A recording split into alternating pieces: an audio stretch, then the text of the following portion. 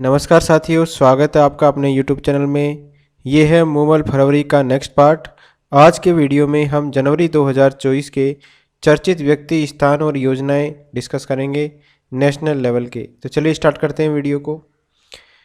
अयोध्या में नवनिर्मित श्री राम जन्मभूमि मंदिर में श्री राम लला का प्राण प्रतिष्ठा समारोह हो गया 22 जनवरी 2024 को। ठीक है, तो इसके अंदर अयोध्या के मंदिर के गर्भगृह में श्री राम लला की मूर्ति की प्राण प्रतिष्ठा विधि विधान पूर्वक संपन्न हो गई। कब हुई? 22 जनवरी 2024 को। मुख्य यजमान के रूप में कौन थे? प्रधानमंत्री नरेंद्र मोदी थे। ठीक है, प्रधानमंत्री नरेंद्र मोदी के साथ इसमें मौजूद थे उत्तर प्रदेश के मुख्यमंत्री योगी आदित्यनाथ जी। इसके अलावा राज्यपाल थी आनंदीबेन पटेल और संघ प्रमुख थे मोहन भागवत इसके अंदर शामिल हुए। श्री राम जन्मभूमि मंदिर का निर्माण कौन सी शैली में किया गया है? तो नागर शैली के अंदर इसका निर्माण किया गया है। इसके जो मूर्ति है, बाल स्वरूप मूर्ति है, उसका निर्माण किसने किया? तो मैसूर कर्नाटक के मूर्तिकार है अरुण योगीराज के द्वारा श्री राम लला की बाल स्वरूप मूर्ति का निर्माण किया गया। श्री राम मंदिर के अंदर 2000 फीट नीचे एक टाइम कैप्सूल रखा जाएगा। क्या रखा जाएगा? टाइम कैप्सूल, ताकि आगे आने वाली पीढ़ियों के इसके इतिहास के बारे में जानकारी रहे। प्रधानमंत्री नरेंद्र मोदी की अध्यक्षता में 24 जनवरी को हुई कैबिनेट की बैठक में राम मंदिर प्राण प्रतिष्ठा पर प्रस्ताव पारित करके इस मीटिंग को सहस्त्राब्दी की कैबिनेट यानी कैबिनेट ऑफ द मिलेनियम कहा गया। तो 24 जनवरी को जो कैबिनेट की बैठक हुई उसको क्या कहा गया है? Cabinet of millennium. 9 जनवरी 2024 को प्रधानमंत्री नरेंद्र मोदी ने अयोध्या में नवनिर्मित अयोध्या धाम स्टेशन और श्री महर्षि वाल्मीकि हवाई अड्डे का उद्घाटन भी किया। ठीक है, झारखंड के नए मुख्यमंत्री फरवरी 2024 में कौन बने हैं? तो झारखंड के नए मुख्यमंत्री बने हैं चंपई सोरेन। कौन बने हैं? चंपई सोरेन। और हेमंत सोरेन के इस्तीफे के बाद में इनको बनाया गया है। झारखंड मुक्ति मोर्चा विधायक दल के वरिष्ठ नेता है चंपई सोरेन, इनको नया मुख्यमंत्री बनाया गया है।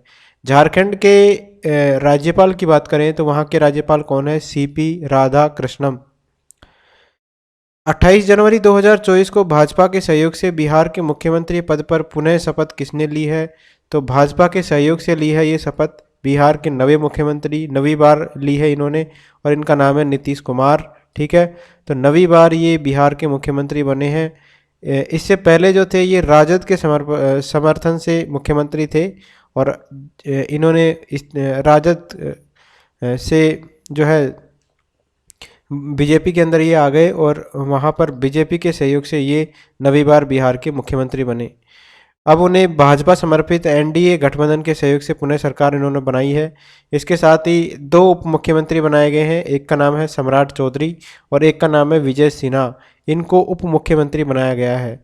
तो मुख्यमंत्री है बिहार के नीतीश कुमार और 2 है सम्राट चौधरी और विजय सिन्हा उप मुख्यमंत्री।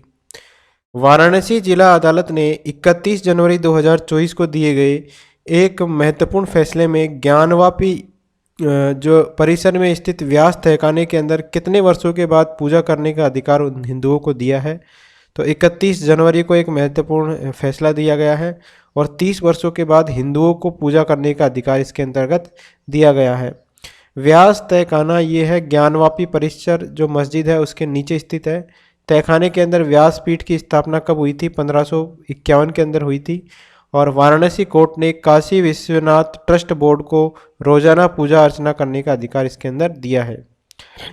औरंगजेब ने ये इसकी स्थापना जो है 1551 में की गई थी, लेकिन औरंगजेब में 1664 में, ठीक है, ज्ञानवापी मंदिर जो है शिव मंदिर था ये, इसको तोड़कर क्या बनवाई थी? मस्जिद बनवाई थी।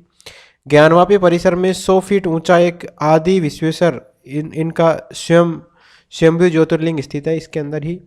और काशी विश्वनाथ मंदिर का निर्माण करीब 2050 साल पहले महाराजा विक्रमादित्य ने करवाया था। तो ये आपको तथ्य याद रखने हैं।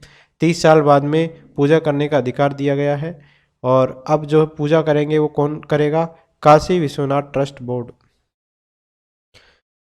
नेक्स्ट है उपराष्ट्रपति जगदीप धनखड़ को किस विश्वविद्यालय का पदेन चांसलर बनाया गया है? तो कौन से विश्वविद्यालय का पदेन चांसलर हमारे उपराष्ट्रपति जी को बनाया गया है? तो पांडिचेरी विश्वविद्यालय का बनाया गया है। और ये जो नियुक्ति की गई है अधिनियम 1985 के कानून 1(1) के संशोधन के परिणाम स्वरूप की गई है। संसद रत्न पुरस्कार 2023 तो चेन्नई के charitable trust prime point foundation के द्वारा वर्ष 2023 के लिए संसद रत्न पुरस्कार घोषित किए गए हैं। तो संसद रत्न पुरस्कार इसके लिए 5 सांसद चुने गए हैं। इनके नाम है सुकांत मजूमदार बीजेपी के, एकनाथ शिंदे शिवसेना के, सुधीर गुप्ता बीजेपी के, अमोल राम सिंह कोले राकापा के और कुलदीप राय शर्मा कांग्रेस के। तो इनको जो है दिया जाएगा संसद रत्न पुरस्कार 2023 और ये चेन्नई का एक charitable trust prime point foundation है, इसके द्वारा घोषित किए गए हैं। भारतीय राजनयिक जो 7 सदस्यीय बिम्स्टेक के महासचिव बने हैं, तो भारतीय राजनयिक है ये और 7 सदस्यीय बिम्स्टेक के महासचिव बने हैं। इनका नाम है इंद्रमणि पांडेय। ठीक है, बिम्स्टेक के मुख्यालय की बात करें तो कहाँ पर है? बिम्स्टेक का मुख्यालय ढाका के अंदर है। इसके अंदर 7 सदस्य है। इसके अंदर भारत है, श्रीलंका है, बांग्लादेश है, म्यांमार, थाईलैंड, नेपाल और भूटान। तो ये 7 सदस्यों के नाम याद रखिए, भारत, श्रीलंका, बांग्लादेश, म्यांमार, थाईलैंड, नेपाल और भूटान। इंद्रमणि पांडे जो है अगले 3 वर्ष तक इस पद पर रहेंगे। कौन सा पद है? महासचिव बने हैं ये बिम्स्टेक के। इससे पूर्व में यूएनओ में भारत के ये स्थायी प्रतिनिधि रहे थे। तो याद रखिए इंद्रमणि पांडे ये बने हैं बिम्स्टेक के महासचिव। केंद्र सरकार ने जिनेवा स्थित विश्व व्यापार संगठन WTO में भारत के राजदूत के रूप में किसे नियुक्त किया है? तो वर्ल्ड ट्रेड ऑर्गेनाइजेशन, विश्व व्यापार संगठन, इसमें भारत के राजदूत के रूप में नियुक्त किया है सेंथिल पांडियन जी को। ठीक है, उत्तर प्रदेश काडर के ये IAS अधिकारी है सेंथिल पांडियन और WTO में अगले 3 वर्ष के लिए भारत के राजदूत नियुक्त किए गए हैं। तो याद रखिए ये नाम महत्वपूर्ण है, सेंथिल पांडियन जी WTO में भारत के राजदूत नियुक्त किए गए हैं, 3 साल के लिए रहेंगे ये। 24 जनवरी 2024 को घोषित किए गए देश के सर्वोच्च नागरिक सम्मान पुरस्कार है भारत रत्न से किसे सम्मानित किया जाएगा? तो भारत रत्न से जो है सम्मानित किया जाएगा बिहार के पूर्व मुख्यमंत्री थे कर्पूरी ठाकुर जी, इनको। तो जननायक माने जाने वाले स्वतंत्रता सेनानी और समाजवादी नेता थे कर्पूरी ठाकर, इनको मरणोपरांत भारत रत्न सम्मान प्रदान किया जाएगा। कर्पूरी ठाकुर बिहार के पूर्व में मुख्यमंत्री रह चुके हैं। ठीक है, और इनकी जन्मशती 25 जनवरी से एक दिन पहले उन्हें सर्वोच्च नागरिक सम्मान प्रदान किया गया है। ठीक है, जन्मशती थी इनकी 25 जनवरी, इससे एक दिन पहले मतलब 24 जनवरी को इनको ये सर्वोच्च नागरिक पुरस्कार भारत रत्न जो है प्रदान किया गया है। 2 बार रहे ये बिहार के मुख्यमंत्री, 1970 से 71 के बीच में, इसके बाद में 1977 से 79 के बीच में बिहार के मुख्यमंत्री रहे। नेक्स्ट बात करें मोदी सरकार के जो 10 वर्ष का कार्यकाल है अभी तक 2014 से लेकर 24 तक के कार्यकाल के अंदर, तो इसके अंदर 7 माननीय नागरिकों को भारत रत्न प्रदान किया गया है। तो 7 नागरिक कौन कौन है जिनको भारत रत्न दिया गया है? पहले है मदन मोहन मालवीय जी, बनारस विश्वविद्यालय की स्थापना की इन्होंने। दूसरे हैं अटल बिहारी वाजपेयी, राजनीति के नायक कहलाते हैं। प्रणब मुखर्जी को भारत रत्न से सम्मानित किया गया मोदी जी के टेन्योर के अंदर, राजनीति में योगदान के लिए इनको दिया गया। भूपेन हजारिका, ये नॉर्थ ईस्ट से संगीत में योगदान दिया इन्होंने, इनको भी भारत रत्न से सम्मानित किया गया है। नानाजी देशमुख समाज सेवा के लिए इनको भारत रत्न से सम्मानित किया जा चुका है। कर्पूरी ठाकुर पिछड़ों के नायक कहलाते हैं, ये इनको दिया गया है। और लाल कृष्ण आडवाणी बीजेपी के नेता है, इन 3 फरवरी को इनको घोषित किया जा चुका है। तो 7 नागरिकों को दिया जा चुका है 10 वर्ष के कार्यकाल के दौरान। नेक्स्ट है बिहार के तीसरे नेता जो है ये जिनको जो ये भारत रत्न से सम्मानित किया गया है। तो देश का सर्वोच्च नागरिक सम्मान पाने वाले जो कर्पूरी ठाकुर है बिहार के तीसरे नेता है। इससे पहले 2 डॉक्टर राजेंद्र प्रसाद और जयप्रकाश नारायण को ये सम्मान दिया गया था। ठीक है, अब तक 48 भारत रत्न दिए जा चुके हैं। ठीक है, तो पहली बार सन 1954 में आज़ाद भारत के पहले गवर्नर थे सी राजगोपालाचारी जी को, वैज्ञानिक चंद्रशेखर वेंकट रमन को और दार्शनिक सर्वपल्ली राधाकृष्णन को ये सम्मान दिया गया था। तो सबसे पहले आपसे पूछे कि किन को सम्मान दिया गया था भारत रत्न, तो 3 लोगों को दिया गया था, सी राजगोपालाचारी, चंद्रशेखर वेंकट रमन और सर्वपल्ली राधाकृष्णन। 26 जनवरी 2024 को आयोजित गणतंत्र दिवस समारोह में किस राज्य के मुख्य अतिथि संयुक्त राष्ट्र महासभा के 78वें सदस्य डेनिस फ्रांसिस थे। तो कौन से राज्य के थे डेनिस फ्रांसिस मुख्य अतिथि? ठीक है, तो महाराष्ट्र राज्य के थे। तो डेनिस फ्रांसिस जनवरी 2024 के सप्ताहांत में भारत की 5 दिवसीय यात्रा पर रहे। इस दौरान उन्होंने विदेश मंत्री एस जयशंकर के साथ संयुक्त राष्ट्र सुरक्षा परिषद को और अधिक समावेशी बनाने और विकासशील बनाने देशों के प्रतिनिधित्व की मांग पर चर्चा की। तो डेनिस फ्रांसिस थे मुख्य अतिथि, संयुक्त राष्ट्र महासभा के 78वें अध्यक्ष है ये डेनिस फ्रांसिस। प्रधानमंत्री राष्ट्रीय बाल पुरस्कार 2024 की बात करें तो राजस्थान के आर्यन सिंह जो कोटा के हैं, इनको विज्ञान और प्रौद्योगिकी के क्षेत्र में उल्लेखनीय उपलब्धि के लिए राष्ट्रीय बाल पुरस्कार प्रदान किया गया है। ठीक है, ये जो पुरस्कार है ये 5 से लेकर 18 वर्ष की आयु के असाधारण कार्य करने वाले बच्चों को दिया जाता है। ठीक है, तो पुरस्कार विजेताओं के अंदर 2 आकांक्षी जिलों सहित 18 राज्यों और केंद्र शासित प्रदेशों से 9 लड़के थे और 10 लड़कियों को इसके अंदर शामिल किया गया। तो इसके अंदर हमारे राजस्थान के थे आर्यन सिंह। देश का पहला बैलिस्टिक फैब्रिक तैयार करने का प्लांट कहाँ स्थापित किया गया है? तो देश का पहला है बैलिस्टिक फैब्रिक तैयार करने का प्लांट, और ये स्थापित किया गया है बिलासपुर छत्तीसगढ़ के अंदर। तो इम्पोर्टेंट है, याद रखिए। बुलेट प्रूफ जैकेट तैयार करने के काम में आता है ये बैलिस्टिक फैब्रिक, और इसका पहला प्लांट जो है छत्तीसगढ़ के बिलासपुर में शुरू किया गया है। बिलासपुर के नमन अग्रवाल ने DRDO की मदद से ये स्टार्टअप शुरू किया है। तो किसने किया है ये स्टार्टअप स्टार्ट? नमन अग्रवाल ने DRDO के सहयोग से।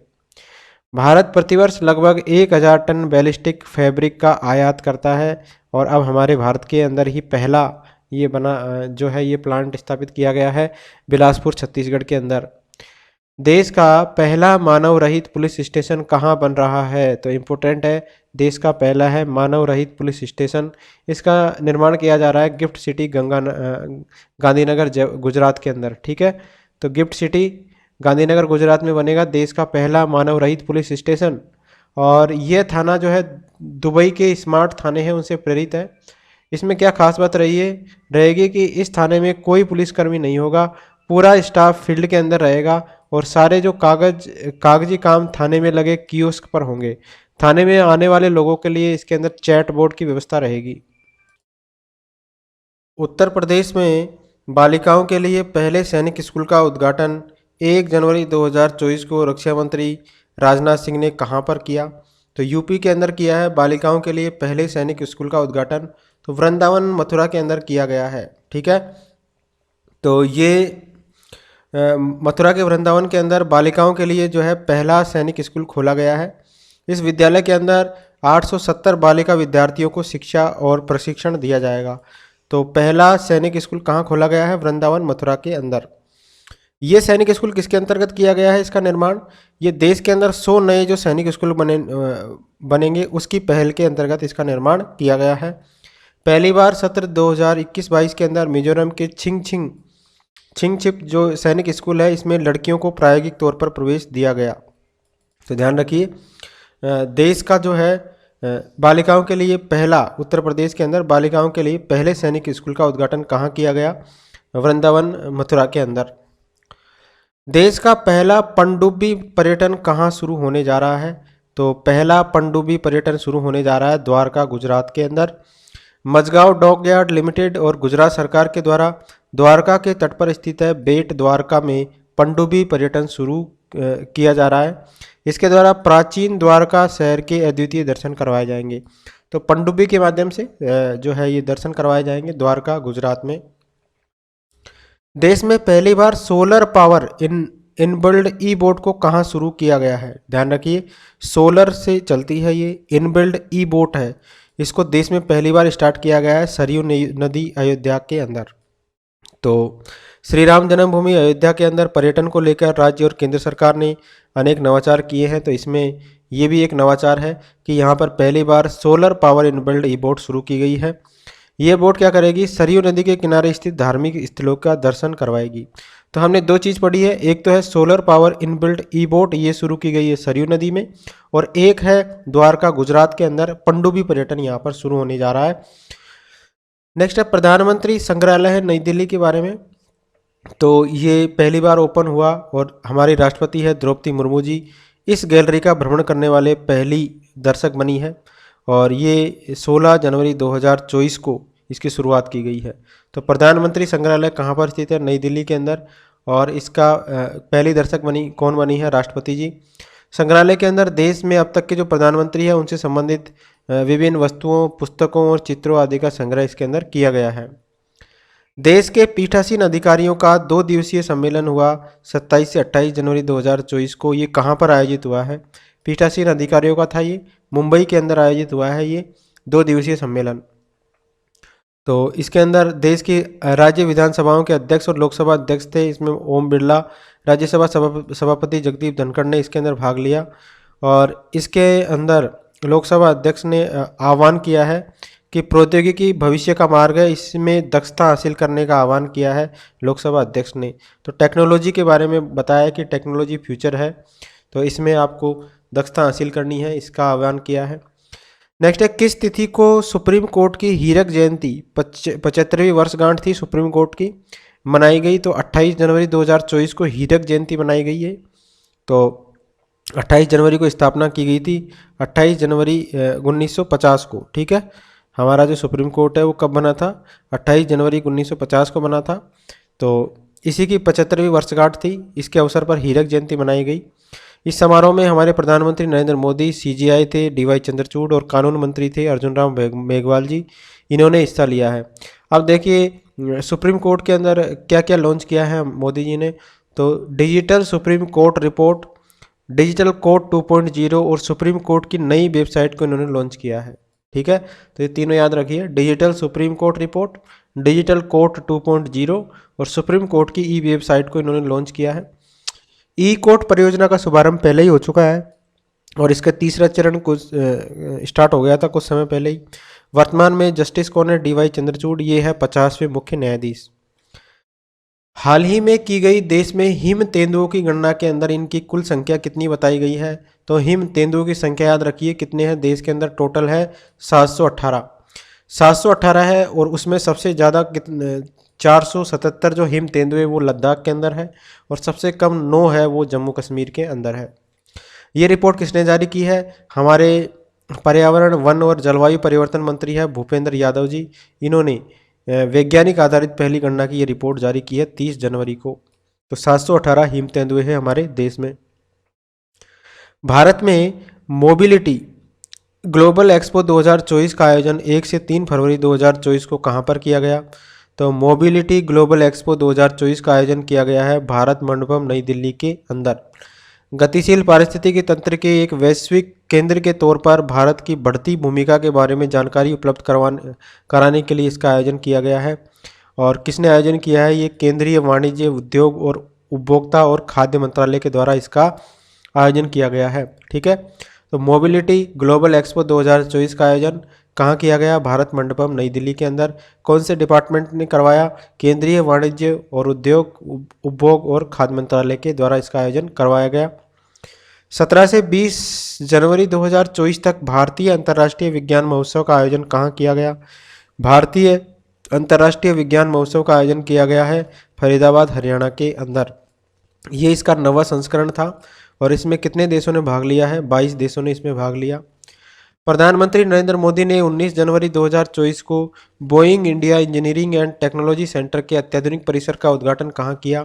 Boeing India engineering and technology centre, इसको शॉर्ट में बोलते हैं BIEETC। इसके परिसर का उद्घाटन किया बेंगलुरु के अंदर। यह जो है 1600 करोड़ रुपए के निवेश से निर्मित है और ये है 43 एकड़ का एक परिसर। अमेरिका के बाहर बोइंग का इस प्रकार का सबसे बड़ा एक निवेश है ये। इसका उद्घाटन किया गया है बेंगलुरु में। बोइंग सुकन्या कार्यक्रम भी है एक, तो ये इसका भी शुभारंभ किया और इसका उद्देश्य है देश के बढ़ते विमानन क्षेत्र के अंदर देश भर से और अधिक बालिकाओं के प्रवेश में सहयोग देना। संयुक्त राष्ट्र खाद्य और कृषि संगठन की मत्स्य पालन प्रबंधन समिति का उपाध्यक्ष किसको चुना गया है? संयुक्त राष्ट्र खाद्य और कृषि संगठन की मत्स्य पालन, ठीक है, मछली पालन की प्रबंधन की समिति का उपाध्यक्ष इंडिया को चुना गया है। ठीक है, और भारत को इसका उपाध्यक्ष बनाया गया है। भारत पहली बार वैश्विक मत्स्य पालन और प्रबंधन ब्यूरो के सदस्य के रूप में काम करेगा। तो भारत को ये सौभाग्य प्राप्त हुआ है पहली बार। 19 जनवरी 2024 को आंध्र प्रदेश के मुख्यमंत्री है जगन मोहन रेड्डी ने कहां पर बी.आर. अम्बेडकर की 125 फीट ऊंची प्रतिमा का अनावरण किया है? तो विजयवाड़ा के अंदर किया है। स्टैच्यू ऑफ सोशल जस्टिस इसका नाम दिया गया है। 125 फीट ऊंची है ये, और अम्बेडकर की अब तक की सबसे ऊंची प्रतिमा है। ठीक है, तो statue of social justice Vijayawada के अंदर है ये, और यहाँ पर इसका अनावरण किया गया है। नेक्स्ट है मिनिकॉय एयरपोर्ट के बारे में। तो लक्षद्वीप के मिनिकॉय इलाके के अंदर सरकार जल्दी ही एक नया एयरपोर्ट बनाएगी। कहाँ पर? मिनिकॉय इलाके में, और इसी का नाम भी रखा जाएगा मिनिकॉय एयरपोर्ट। और ये जो है एयरपोर्ट संयुक्त एयरफील्ड होगा।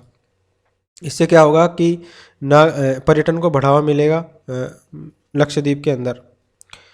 उड़ीसा सरकार के द्वारा 17 जनवरी 2024 को किस मंदिर के परिक्रमा पथ का लोकार्पण किया गया? तो भगवान जगन्नाथ धाम पुरी ये मंदिर है, इसके परिक्रमा पथ का लोकार्पण किया गया उड़ीसा सरकार के द्वारा। और इससे क्या रहेगा, परिक्रमा पथ बनने से भगवान के दर्शन जो है सुगमता से किए जा सकेंगे।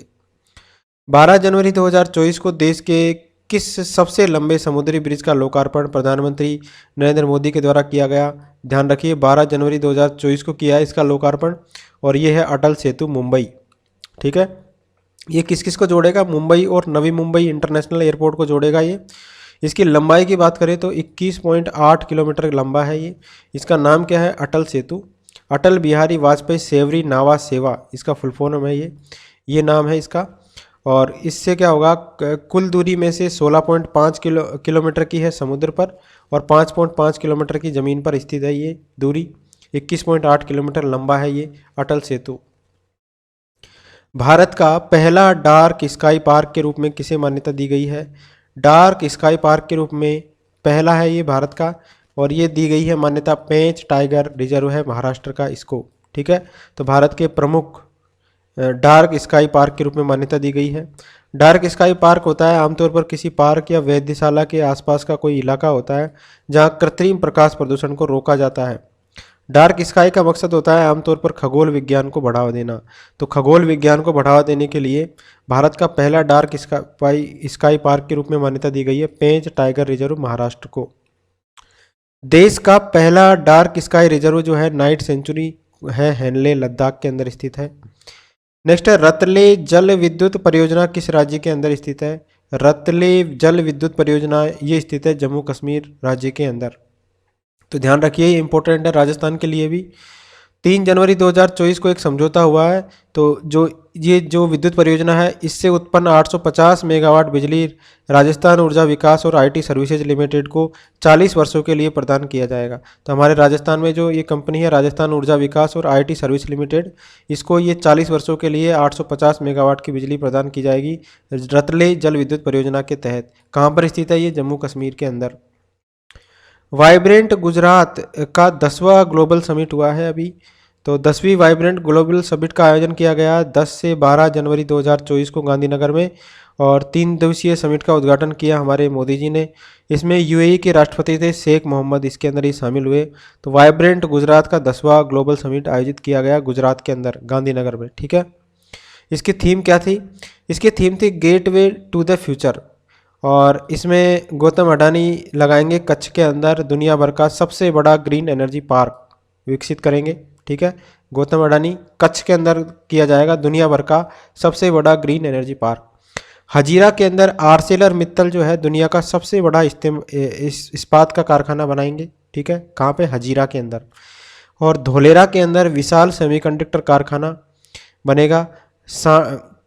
साणद के अंदर लिथियम बैटरी के साथ साथ अनेक निवेश समझौते इसके अंदर हुए हैं 10वें वाइब्रेंट गुजरात ग्लोबल समिट के अंदर। इसके अंदर चेक गणराज्य के प्रधानमंत्री थे पेट्र फियाला, ये मुख्य अतिथि थे इसके अंदर। आयुष्मान भारत प्रधानमंत्री जन आरोग्य योजना के बारे में जो है 30 करोड़ से अधिक आयुष्मान कार्ड जारी किए गए हैं सरकार के द्वारा। यह योजना गरीब परिवारों को वार्षिक तौर पर 5 लाख रुपए का स्वास्थ्य खर्च प्रदान करती है। ये जो योजना स्टार्ट हुई थी ये हुई थी सितंबर 2018 के अंदर। तो ध्यान रखिए ये। तो इसके अंदर 30 करोड़ से अधिक आयुष्मान कार्ड जारी किए जा चुके हैं। पीएम विश्वकर्मा योजना लागू करने वाला पहला केंद्र शासित प्रदेश कौन सा है? तो पीएम विश्वकर्मा योजना लागू करने वाला पहला है जम्मू कश्मीर। और ये स्टार्ट हुई थी 17 सितंबर 2023 को ये स्टार्ट हुई थी। और जम्मू कश्मीर ने सबसे पहले लागू की है ये 2 जनवरी 2024 को। ठीक है, 22 जनवरी 2024 को प्रधानमंत्री नरेंद्र मोदी के द्वारा प्रधानमंत्री सूर्योदय योजना की घोषणा की गई है। इसके तहत पहले चरण में देश के कितने घरों की छतों पर सोलर पैनल लगेंगे? तो 1 करोड़ घरों की छतों पर क्या लगाए जाएंगे पहले चरण के अंदर? Solar panel. तो जिस दिन रामलला की प्राण प्रतिष्ठा हुई थी उसी दिन शाम को अनाउंस किया गया था प्रधानमंत्री जी के द्वारा। तो 22 जनवरी 2024 को ये अनाउंस किया गया है। इसका उद्देश्य क्या है? सोलर एनर्जी के द्वारा घरों को आत्मनिर्भर बनाना। अब देश की बात करें तो देश में 70% बिजली तो होती है कोयले से पैदा, 30% होती है नवीकरणीय ऊर्जा से, और जो ये 30% होती है इसमें सबसे बड़ा योगदान रहता है हमारे सौर ऊर्जा का। देश में अभी बात करें तो सोलर पैनल से 5000 लाख करोड़ किलोवाट ओवर, ठीक है, 5000 लाख किलोवाट ओवर बिजली तैयार हो रही है। और सबसे बड़ी हिस्सेदारी किसकी है? सोलर प्लांट की है। इसी तरीके से सौभाग्य योजना भी है। ये किसके लिए चलाई गई थी? ये चलाई गई थी बिजली कनेक्शन, हर घर के अंदर बिजली कनेक्शन देने के लिए कौन सी योजना चलाई गई थी सरकार के द्वारा? सौभाग्य योजना। और हर घर की छत पर सोलर प्लेट लगाने के लिए प्रधानमंत्री सूर्योदय योजना स्टार्ट की गई है। नेक्स्ट है पृथ्वी विज्ञान, पृथ्वी को मंजूरी मिली है। तो पृथ्वी विज्ञान मंत्रालय की है पृथ्वी योजना, इसको मंजूरी प्रदान की गई है। यह योजना है 2021 से 26 के लिए है। अब ये जो योजना बनाई गई है वो इसके अंदर 5 उपयोजनाओं को शामिल किया गया है। तो कौन कौन सी है ये 5 उपयोजनाएं? पहली है इसके अंदर वायुमंडल और जलवायु अनुसंधान प्रारूप निरीक्षण प्रणाली और सेवाएं एक्रोस। दूसरी है महासागर सेवाएं प्रारूप अनुप्रयोग संसाधन और प्रौद्योगिकी ओ स्मार्ट। तीसरी है इसके अंदर ध्रुवीय विज्ञान और क्रियोस्फीयर अनुसंधान पेसर PACIR। चौथी है इसके अंदर भूकंप विज्ञान और भूविज्ञान सेज SAGI। और पांचवी है अनुसंधान शिक्षा प्रशिक्षण और आउटरीच, तो रीच आउट। तो ये 5 उपयोजनाओं को मिलाकर पृथ्वी योजना को मंजूरी प्रदान की गई है। 2021 से 26 तक की अवधि के लिए है ये। और ये पृथ्वी विज्ञान मंत्रालय के द्वारा ये केंद्रीय मंत्रिमंडल ने केंद्रीय विज्ञान मंत्रालय की जो ये योजना है इसको मंजूरी प्रदान की है। जल जीवन मिशन की प्रगति रिपोर्ट आई है जनवरी 2024 तक। तो बात करें 14 करोड़ ग्रामीण परिवारों को नल कनेक्शन जो है हासिल दिए जा चुके हैं अब तक। तो 72% से अधिक लोगों को ग्रामीण क्षेत्र के परिवारों को इस योजना का लाभ मिल चुका है। इसकी शुरुआत हुई थी वर्ष 2019 में। तो जनवरी 2024 तक के डाटा की बात करें तो 72% से अधिक लोगों को जो है नल का कनेक्शन प्रदान किया जा चुका है। तो केवल 4 वर्षों में ग्रामीण नल कनेक्शन 3 करोड़ से बढ़कर कितना हो गया? 14 करोड़ हो गए हैं। अब देखिए, ये याद रखिए इनके नाम: गोवा, तेलंगाना, पुडुचेरी, अंडमान और निकोबार द्वीप सहित इन सहित जो 6 राज्य है और 3 केंद्र शासित प्रदेश है, इसमें 100% जो है ये लक्ष्य हासिल किया जा चुका है। ठीक है, तो 6 राज्य और 3 केंद्र शासित प्रदेश में तो 100% कनेक्शन हो गए हैं। इसके बाद में मिजोरम, अरुणाचल प्रदेश और बिहार, इनके अंदर 96% परिवारों को जो है ये नल के कनेक्शन हो चुके हैं। ठीक है, और जल्दी इसके अंदर 100% का टारगेट अचीव कर लिया जाएगा। मंत्रालय के अनुसार 2 लाख से अधिक गांव और 161 जिले अब हर घर जल पहल के अंतर्गत लाए गए हैं। तो लगभग 2 लाख से ज़्यादा गाँवों को इसके अंतर्गत लाया जा चुका है और इसके अंदर 161 जिले हैं और अब तक ये हर घर जल पहल के अंतर्गत लाए जा चुके हैं। नेक्स्ट वीडियो में हम डिस्कस करेंगे दिसंबर मंथ के national current affairs. Thank you friends.